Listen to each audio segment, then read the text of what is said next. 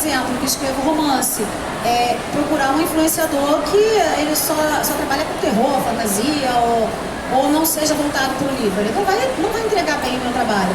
Então, antes eu tenho que fazer um trabalho de pesquisa, saber quem é que trabalha com aquilo.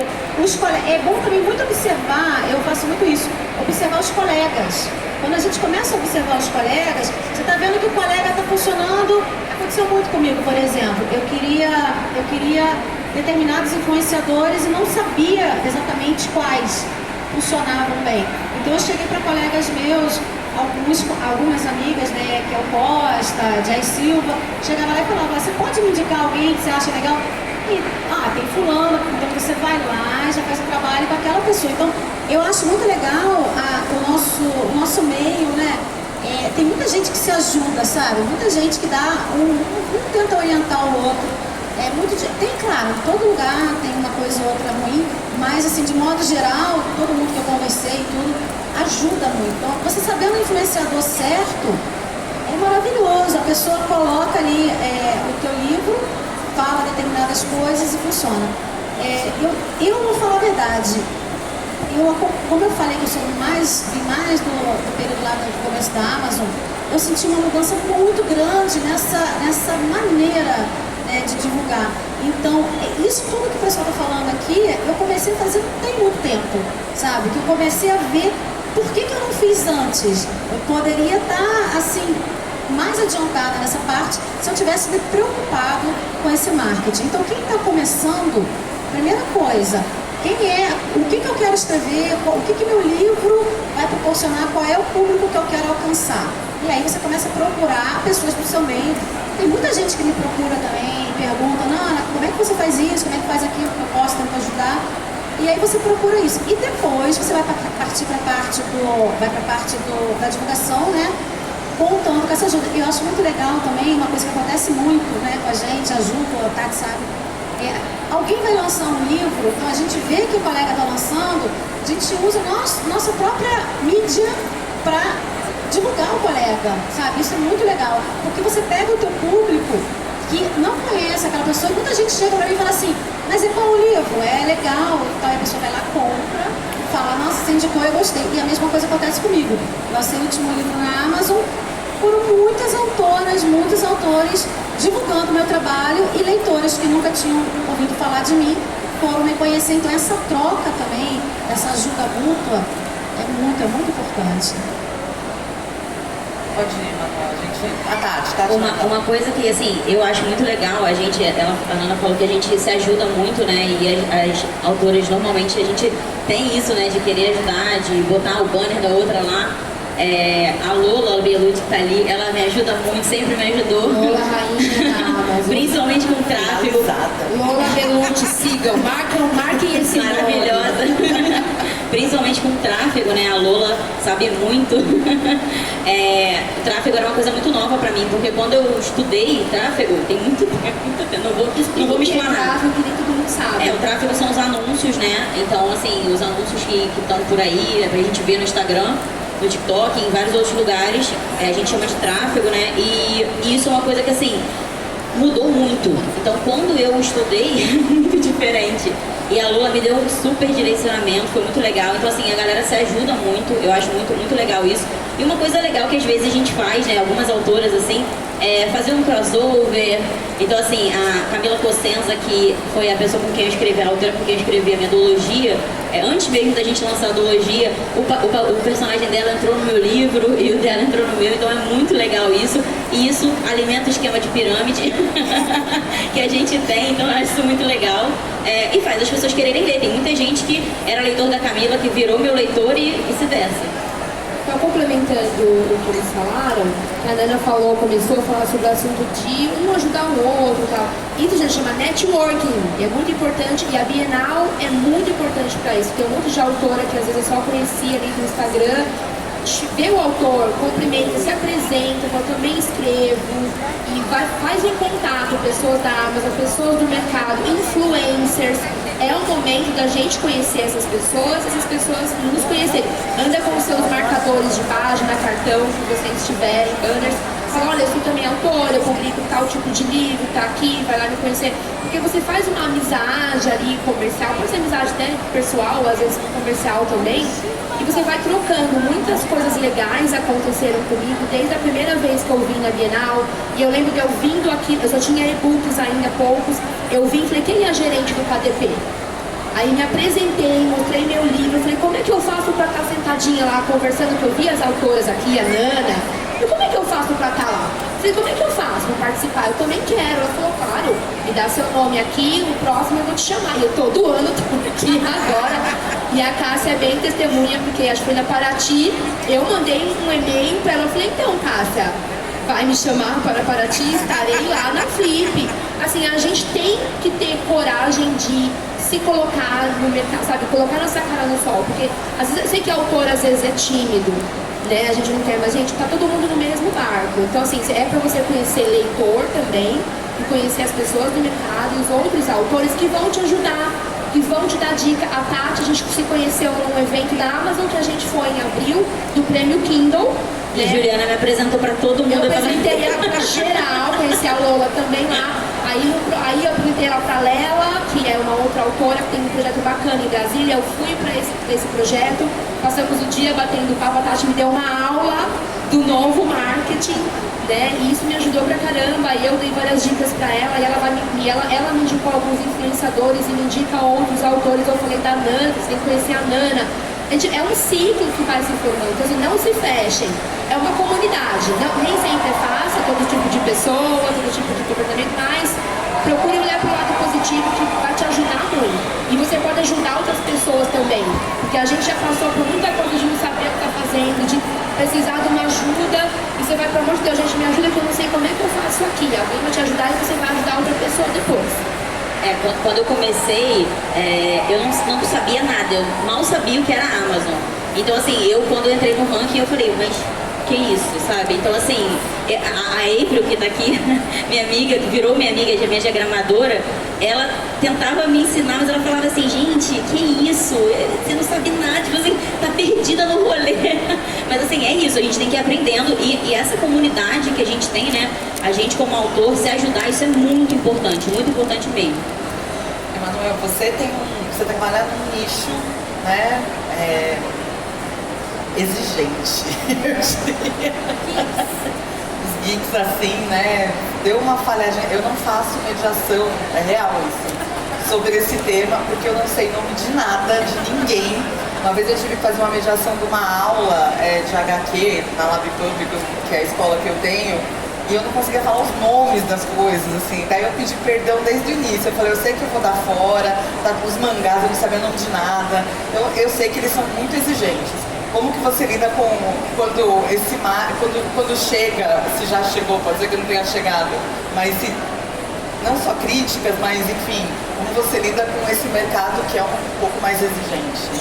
Olha, via de regra, não só para esse mercado, mas especialmente para ele, é importante acolher. Alguém vem e fala uma frustração para você, acolhe isso. O que essa pessoa quer te passar, né? Às vezes ela tem uma expectativa no seu livro que ela construiu baseada em outra coisa, que não foi no que você se propôs. Então é importante, em primeiro lugar, você não se sentir mal por isso. A sua proposta, você tem ela muito bem clara. E se não tem, está aí uma tarefa, então, anterior a todas as outras. Ter essa proposta clara. E uma vez que você tem essa proposta, você tem que defendê-la. Mas não de um jeito reativo. Quando alguém vem até você, você acolhe aquilo, você pode filtrar, de repente tem alguma coisa interessante ali que você não tinha pensado antes. Os geeks, eles são muito terrenos. Então, esse conceito que você está tratando, Emanuel, não sei quem tratou na trilogia tal, como ousa fazer assim? Poxa vida, mas a proposta do meu livro, fulano, olha só, eu estou trazendo uma coisa nacional, eu estou tratando elementos brasileiros, certo? Esse autor que você está me contando, ele é inglês. Então, ele já fez muito bem feito o que ele fez, eu não preciso fazer o que ele fez de novo, preciso fazer uma outra coisa. Então, esse tipo de diálogo franco funciona muitas vezes. E quando não funcionar, poxa vida, quando não quer, dois não brigam, né? Vocês têm experiências também? Ana, tem experiência lidando com... Quando você faz o marketing e tem críticas, como que é isso? Muita, sempre. É muita coisa. Eu eu escrevo romance e romance erótico, né? Então tem alguns livros meus que são muito eróticos, tem uns livros que são menos. Então assim, desde o início de pessoas, às vezes ser xingada mesmo, sabe? A pessoa entra, olha, é um absurdo, esse personagem assim, as pessoas confundem muito. São várias interpretações, né? Tem gente que ama. E como eu tenho assim, eu tenho livros mais só voltados para o romance e livros mais eróticos, então eu tenho um público muito diferenciado também. Eu tenho um público que ele só vai ler determinados livros que eu escrevo naquela parte, né? E outros que vão ler só os mais eróticos. Aconteceu, por exemplo, eu lancei um livro bem erótico, bem diferente, né? E aí uma menina, ela me mandou uma mensagem, ela ficou muito revoltada comigo. Ela fez um texto enorme e eu fiquei assim, horrorizada. Eu li o texto todo e falei, tá bom, a opinião dela, né? E eu pensei assim, essa menina nunca mais vai ler nada meu. E aí passou o tempo, eu fui lançar um outro livro que era mais leve, era sobre um rapaz paraplégico, cadeirante. E quando eu vi lá a melhor avaliação, destaque na Amazon, era uma avaliação super legal do livro. E quem é que tinha colocado essa avaliação lá? Essa menina que me xingou de tudo que não. Eu achei que ela nunca mais ia ler nada. Ela leu, adorou o livro. Então, assim, tem muito esse público também que lê uma coisa, mas não lê outra, e que fica com raiva. Tem público que fica assim pra mim, mas quando você vai lançar daquele estilo? E tem gente que lê de tudo, gosta de tudo, então tá curtindo. Então, essa é muito, muito comum, né? A gente tem que saber lidar com a crítica.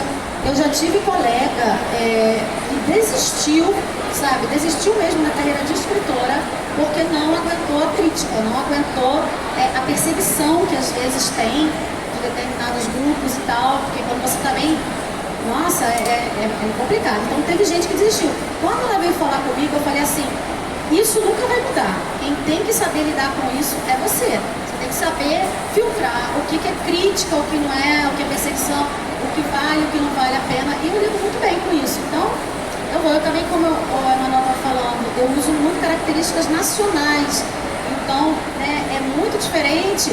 Tem muita gente que às vezes vê meu nome, né, Nana Palvoli, e acha que eu sou autora estrangeira. Já aconteceu de alguém comprar meu livro, né? Aqui, por exemplo, no Rio, tem a Baixada Fluminense. Não sei se deve ter pessoal aqui que mora em Nova Iguaçu, em Lopes, que deve conhecer o trem Japeri. Eles devem conhecer um trem que vai para a Central do Brasil. E quando eu escrevi no meu livro, começa a personagem pegando o trem Japeri para a faculdade, para o UERJ, teve leitora que falou, não vou ler. Como é que eu vou ler um livro que a pessoa pega trem, que esperava um romance, né? Então, assim, às vezes tem uma resistência, né? Mas a pessoa continua, conhece. E alguns gostam, outros não, isso faz parte. Frequentemente as pessoas amam e odeiam a nossa história, o nosso trabalho pelo mesmo motivo.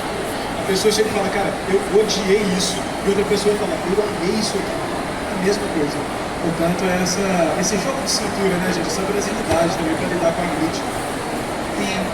Aproveitando aqui, daqui a pouco eu vou abrir para perguntas, tá? Fiquem tranquilas. Veio o pensamento, ele foi, voltou, peguei, calma. Vamos lá. Existe, assim, obviamente que esse correr atrás, fazer o seu marketing, de vender, é só quando é autor independente, né, Juliana Dantas? Depois, quando tá na editora, tudo tranquilinho, né? Tem as rosas brancas chegam, tapete né? vermelho, Isso. Então eu queria que você falasse um pouco disso. É um equívoco muito grande, porque, inclusive, uma vez eu estava, bem no comecinho, tinha uma assessora, uma agente literária que estava fazendo pitching aqui e tal, e eu fui tentar, tinha algumas meninas e eu falei, comecei a conversar com elas, eu falei, por que vocês não publicam na Amazon? Não, a gente quer ser de editora, porque a editora já lança a gente, bom, né? Ok.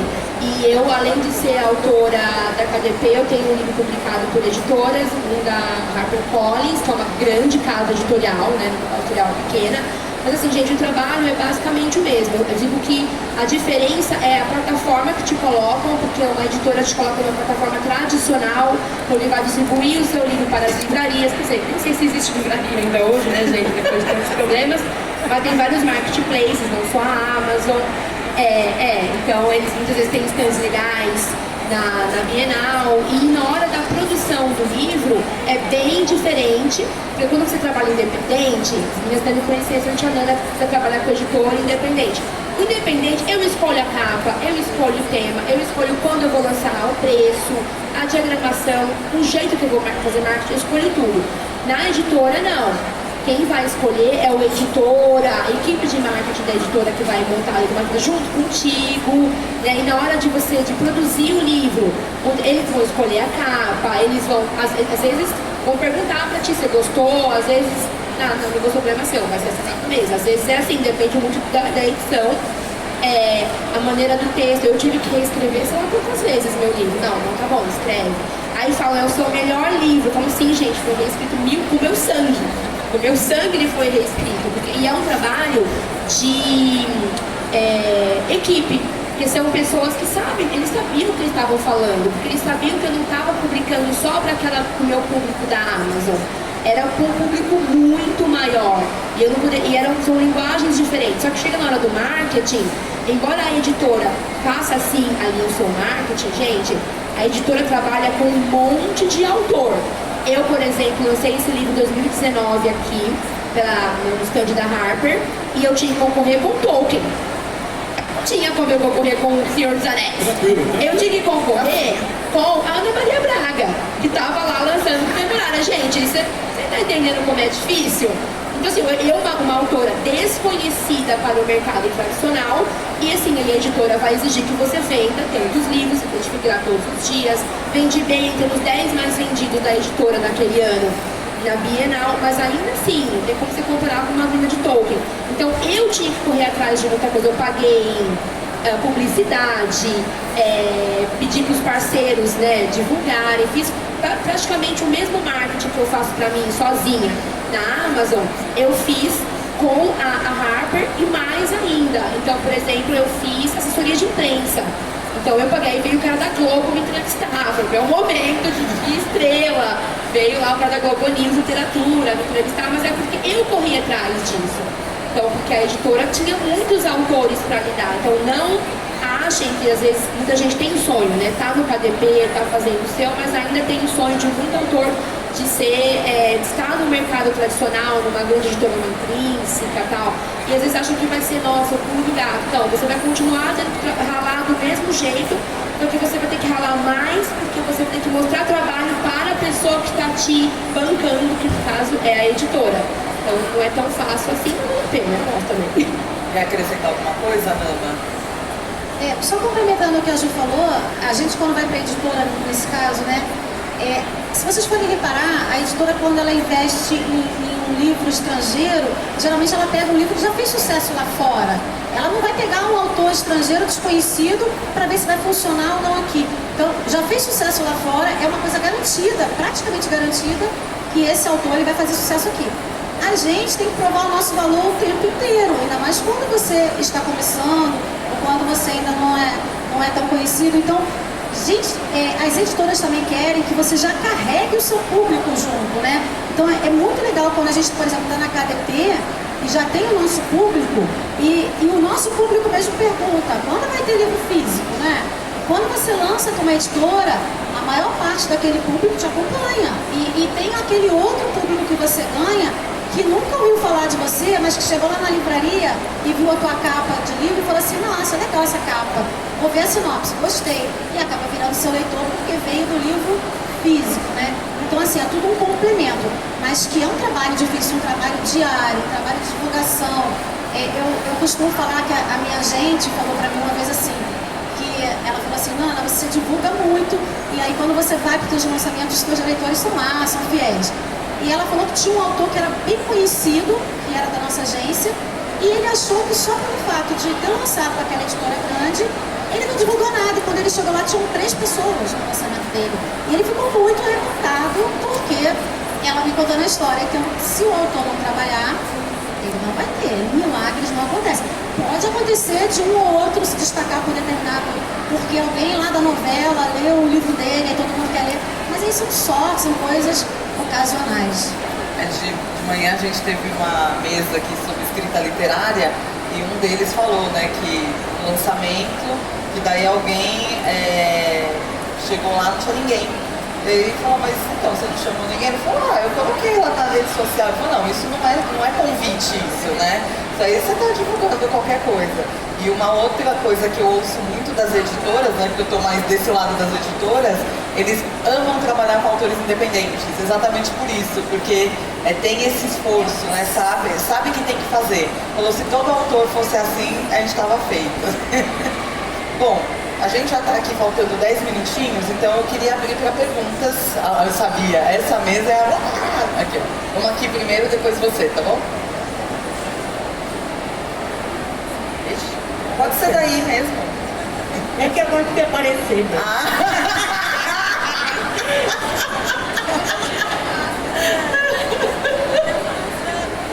É porque eu sou contador de história e esse tema do erotismo, eu acho que eu lia muito na adolescência. Hoje, a minha filha que vem lendo. Então,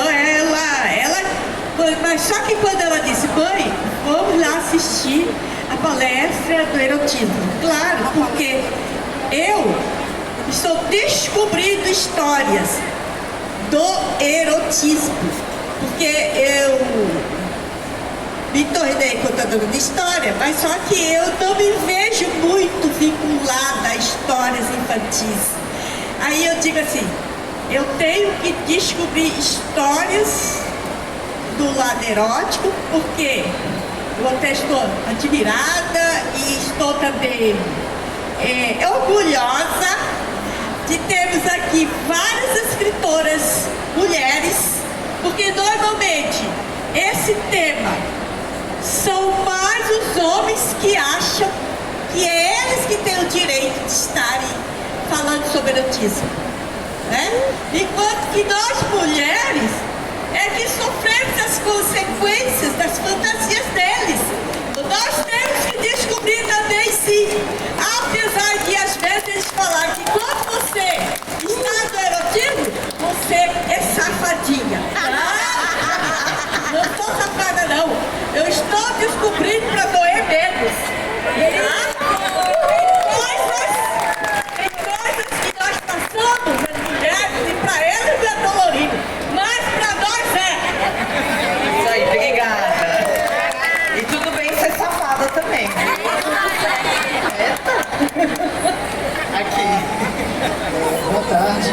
Primeiro, parabenizar todos vocês pela jornada. A gente que está nessa jornada de autor independente sabe o quanto é difícil. Então, antes de tudo, parabéns pelas conquistas da jornada de cada um. E aí eu fiquei curioso, Juliana, quando você falou sobre a questão da publicação em pirâmide, né? Eu queria que você falasse um pouquinho mais sobre isso, como que funciona. Seria lançando o primeiro livro gratuito, talvez, e aí voltando a venda o segundo. E só mais uma perguntinha também, aí eu acho que foi a Tatiane que falou sobre a questão de tráfego pago. Vou aproveitar vocês para tirar todas as dúvidas aqui, pessoal. Ok, fazer o tráfego pago, mas aí a minha dúvida é, o que publicar nesse tráfego pago? Qual post que atrai? É a sinopse? É uma ilustração? É o quê? Para esse leitor que não conhece nada do autor, não conhece nada da história, não conhece nada do universo. Então, o que postar? Obrigado, gente. Juliana, Boas perguntas. Juliana, se você me permite, só uma dica, tá tendo uma CPI de pirâmides, então tem que cuidar. Fiquei com certo medo. Quando ela falou isso, eu fiquei pensando, eu falei, Sei, gente, isso é literária, livros, tá? Não é nada. Tudo bem. Então, porque se a gente lança séries, uma trilogia, por exemplo, o Harry Potter, por exemplo, digamos, seria, né? Você leu o primeiro livro, você leu 7 livros, né? Elas custam 10 anos lançando. Então é isso que a gente faz muito na aula. A gente lança uma história, pode ser a mesma história, com o mesmo personagem, tem a segunda parte, a terceira parte, a quarta parte. Você lança daqui 2 meses, você lança mais um, daqui 2 meses você lança outro, ou você lança vários, os irmãos, são 4 irmãos. A Nana tem a série Segredos, que são 4 irmãos, né? São 5 irmãos, e aí, na verdade, eram 3 livros, viraram 4, viraram 5. Esquema de pirâmide. A gente brinca de pirâmide, virou um meme pra gente, porque o leitor fala, meu Deus, você vai ler um livrinho, vê um livrinho na Amazon, vou ler um livrinho. Aí Aí termina, você tá louco pra saber a história da outra. Então você vai prendendo o leitor. Então assim, é na verdade uma estratégia que a gente usa pra prender o leitor. Não vai ser, quando você vai lançar o segundo, vai ser um pouco mais fácil. E você já tem um cativado por aquele universo. E aí vai ler o segundo, vai ler o terceiro. Tem autora aí com 20, 30 livros há 10 anos no mesmo universo. Entendeu? Consegui Aí você cria seu próprio universo. Qual o seu nome? É Thiago. Você é escritor, Thiago? Sou. Você é o Thiago Verso. Você vai criar o Thiago Verso, entendeu? O seu universo. Mas a minha dúvida é assim, você lança o primeiro e já lança o segundo junto ou lança assim, você pode lançar, aí depende do autor. Tem autor que lança um por ano. Na Amazon a gente publica muito, tá? A gente publica às vezes no mínimo 3, 4 livros por ano. Tem autor que lança um livro por mês, um livro a cada 2 meses. Aí depende, cada autor tem, né, a sua maneira, mas a gente publica, a gente some. A gente publica alguns livros por ano que a gente precisa estar sempre ali no, né? Então aí, por exemplo, eu lancei agora uma trilogia, eu lancei um em cada mês. Eu lancei um em abril, um em maio, um em junho. A gente já demora um pouco mais, né? Depende, você pode ficar, agora eu quero lançar mais um conto. E essa coisa que você falou de deixar gratuito. Quando eu lanço o segundo, às vezes eu já deixo o primeiro gratuito uma semana antes, para já fazer aquele burburinho do livro, para quem às vezes não leu, conhecer a história do primeiro, para já ir ler o segundo. Entendeu? Sim. Deixar gratuito, muitas autoras usam isso também, para fazer uma propaganda. Ou às vezes, as autoras hoje fazem muito, se juntam para lançar uma série. Então, tem 4 autoras, cada uma lança um personagem no mesmo universo de história. Às vezes elas lançam juntas, às vezes com um intervalo. Uma vai lançar esse mês, a outra no próximo mês. Porque você vai pegando os leitores de cada um e vai juntando. Isso é sucesso garantido, geralmente. Só complementando o que a Ju falou, assim, eu comecei com uma série, né, que chama IC,